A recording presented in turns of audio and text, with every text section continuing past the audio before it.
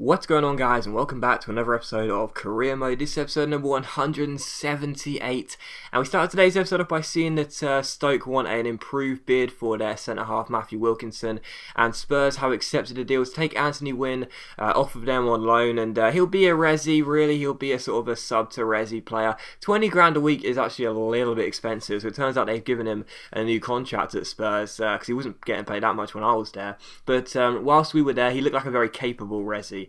So yeah, I'm just going to put him into the resis because we don't have too many strikers here at Spurs. Here at Millwall. So with that in mind, I do feel like we should at least try and get a couple more players on loan. And as you can see here, as Ngu is injured as well, it is probably going to be a bit beneficial for us. So you can see he looks very, very decent. He is quite young, 22 years old, 4-star weak foot, 3-star skills, and very decent. Of course, we had him at Spurs. You guys know what he's like. He's just a very decent sort of backup player, to be honest. But putting a new deal for Matthew Wilkinson here of Stoke, and we also see that QPR don't want to let go of Kevin Bartley, their centre half, who I'd much prefer over Wilkinson, to be honest, because he does look very, very, very talented and could have a lot of potential. So we'll wait and see what happens there, but not sure if we can make one more signing or not. I'm not sure whether we'll be able to complete the deal on time, because as you can see here, time is running out. We don't have too much money, but we take on Manchester City for today's first game, and as well, we are at the Den for the first time, stepping out of the tunnel here at the Den as Millwall manager in our second regime.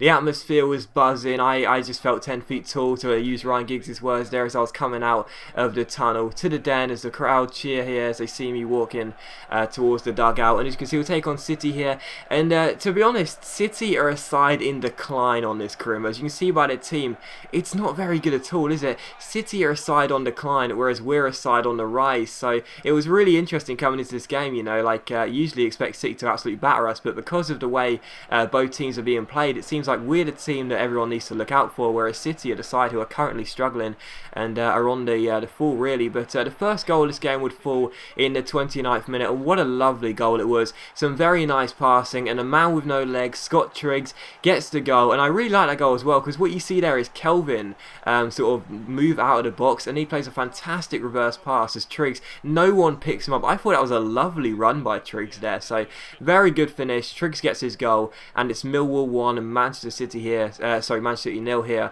at the Den. So it's a great start for us. In the 44th minute, Musa goes for goal as he rounds Liali, but Danilo crosses the ball off the line, and it's still 1-0. And yes, I pronounced that wrong, guys, I can't help it, it's my accent, but still 1-0 here, and yeah, that's how half-time we're going at half-time, 1-0 up, and I'm very happy with that, because a fantastic start. Even though City are a side in the decline and we're a side in the rise, it's still going to be a difficult game. But still 1-0 here, and in the 55th minute, Luke Shaw goes on a run down the left-hand side, swings in across, Dongu goes for the bicycle kick, but it goes straight into the gloves of Jack Butland, and it is still 1-0. And in the 64th minute, we had a corner, Carrasco crosses the ball in, Dia goes for the header, it's up in the air, Danilo gets onto it, gets past his man and shoots, but Butland makes a great save. I was thinking about signing Butland in the summer, but I thought, now I'll look elsewhere this time, and even so, Butland got to a very decent start in this game, a couple of very good saves here in quick succession, and maybe I should have gone for the English goalkeeper, but still, Millwall 1, Manchester City 0, and to be honest, City just really didn't threaten. You know, Liali and our goal didn't have many saves to make at all. In the 71st minute, we had a good chance to wrap it off. Ings goes through 1-on-1 here, and he does find the back of the net in pretty funny circumstances. You can see here what actually happened is I tried to stop the ball and then curl it into the far corner with his right foot. Instead, he went with his left foot, which was a really, really odd, foot to shoot with, really, considering the angle and considering his preferred foot. And where I was trying to aim the ball, he went with his left foot instead, and somehow he curled it past Butland into the far corner off the post. So Millwall 2, Manchester City 0, 1 goal for Triggsy and 1 goal for Ingsy, and yeah, I was very, very happy with the win there, and the clean sheet as well for Liali. So good win, and I'm very, very happy with that. But following on from that win, we saw that Stoke have rejected the deal for Matthew Wilkinson, and also QPR aren't going to let go of Kevin Bartley, so we put in new bids there. Mark Hughes wants £10 million, I think it was, for Wilkinson, which isn't really, I don't mind paying that much money, but to be honest, I think I'd rather look elsewhere. But as you can see here, Stoke, they just will not say lower than £10 million, plus one of that random players we were offering in I need to get rid of some of these players, so I don't know how to pronounce them at all. But also QPR, Harry Redknapp says that he wants more money for Kevin Bartley, which again is not a real surprise. He looks fantastic, like he really does look fantastic. So we put in a really big bid of £15.1 million plus that random player whose name I can't pronounce, and we'll wait and see what they say. We also got a transfer offer for Kyle Packwood here, and it's a loan deal. Blackburn want to take him on loan. There's actually some quite good youngsters here at Millwall, so we can loan him out and get him some first team experience. That would be very handy for us. So he's on his way to Blackburn. He's only 19 years old, 67 overall. And also Stoke and QPR, they have accepted the bids we put in for both Wilkinson and Bartley. So we offered them both contracts. They'll be substitute centre halves, and that means they won't get into the first team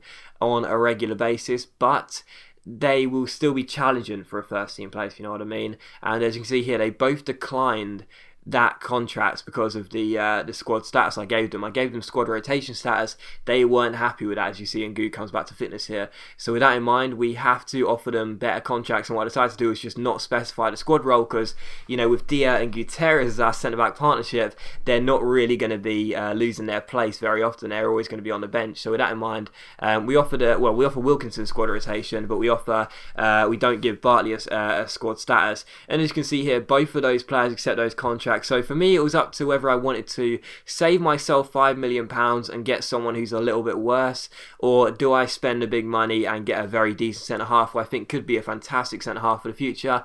I decided to spend the big money. I mean, I've been doing it all since we joined Millwall. You know, we were given £100 million. We may as well use every penny. As you can see here, I'm very happy I did as well. 83 overall, 23 years old.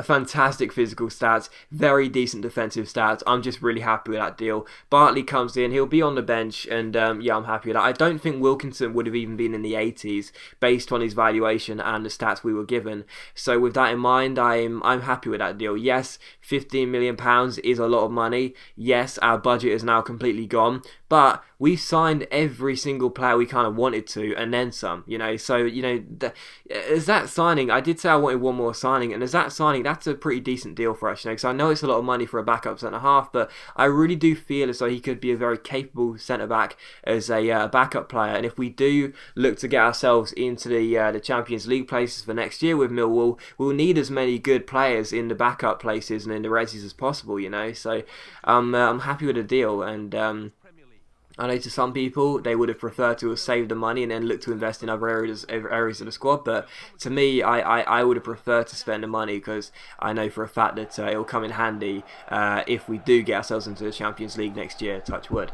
But the following game here was going to be against QPR at Loftus Road, away from home. So, funnily enough, we just took one of their best players in Bartley away from the club. So, that was a good statement of intent here coming into this game. And the first chance of this game would fall in the 7th minute. Some lovely passing released Danny Ings down the right-hand side. Good chance here. He scored in the opening 2 games. This time he looks to turn provider. He picks out Malanda, but unfortunately his shot goes just wide of the post. I think it might be Dongo, actually. But even so, still 0-0. But in the 12th minute here, we pick out Kelvin, and we give the ball away stupidly. And as Leandro Damião gets on the ball, Hoylett chips it in field, and Rayner goes for goal, but he puts the ball just wide, and it's still 0-0. So a good couple of chances for both sides here, but neither side could hit the target. But in the 44th minute, Danilo gets on the ball and finds Carrasco. We roll it through to Dongu. Dongu gets past his man here, plays it out wide towards Brian Carrasco down the right hand side. Good chance. He gets onto his left foot, swings in across. Triggs goes to header. It goes up in the air, and Danny Ings, well, what a season he's going to have. I'm almost certain of it. That's his 4th goal in 3 games,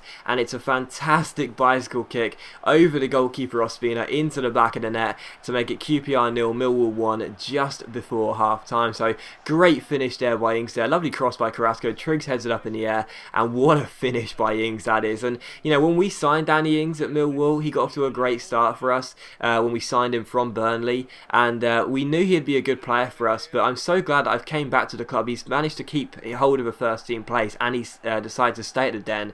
He's now an 81 rated striker, I think it is, and it just shows how good he is, you know. So I was very pleased we picked him up all those years ago, and he's still here for us to play with, because that's a fantastic finish. It's 1-0 here. But in the second half, QPR almost managed to get themselves back on level terms straight away in the 47th minute, but unfortunately for them, they couldn't turn the ball in. However, they did win a corner. It was Hoylett who would cross the ball in towards the centre. It's headed in, but it's a simple save for Liali. But unfortunately for us, we did get a bit of a knock there as our player goes down injured, but thankfully it is just a knock and he would be okay to continue. But in the 57th minute here we get the ball with Dongu, who gets on the ball and plays a fantastic free ball to Brian Carrasco, and Carrasco, remember this one, it's the first goal for Brian Carrasco since rejoining Millwall. It's been a long time since we've pulled off his trademark celebration in a Millwall shirt, and what a ball by Malanda as well, but a fantastic finish, or it might have been Dongu actually, but a fantastic finish by Carrasco, and yeah, I was very happy with that. It was a nice little dink over Ospina and the two defenders trying to get back. First the defender trying to head it, he couldn't reach it, then the defender sliding in, he just couldn't reach it, and it was a great finish by Brian Carrasco. Yes, he's going to be approaching 30 this year, he will actually hit 30 during this season, but I don't really care. I'm going to keep him at Millwall till he retires. He's a legend, and what a finish that was by Carrasco, and it is QPR 0, Millwall 2, and Brian Carrasco gets his first goal since rejoining Millwall, and I was very happy with it indeed. So QPR 0, Millwall 2, and the 61st minute here, QPR go down the left hand side, it's flicked on by Barker, Leandro Damiao tries to catch Liali out from range, but our goalkeeper is desperate for back-to-back clean sheets. Very good stop by our Italian keeper, and it's still 2-0, and the 70th minute here, Triggs finds Junior Malanda. Malanda gets on the ball, back heels it towards Danilo, our right back, he gives it back to Triggs, nice little fake shot and a pass out wide to Luke Shaw. He really is the architect of the team, Triggsy. Finds Luke Shaw, crosses the ball in, and the header is made by Danny Ings in the centre. It's another goal for Ings. This guy just cannot stop scoring. It's QPR 0, Millwall 3, 70 minutes on the clock, and we are indeed going to be wrapping up a fantastic win away at Loftus Road. So 3-0 here, and in the 83rd minute, Dongu gets on the ball, gives it to Triggsy. Triggsy plays it out wide towards Kelvin. Kelvin chips it in field. Triggs goes for goal, looking for back-to-back goals here, but unfortunately the shot goes just over the bar, and it's still 3-0.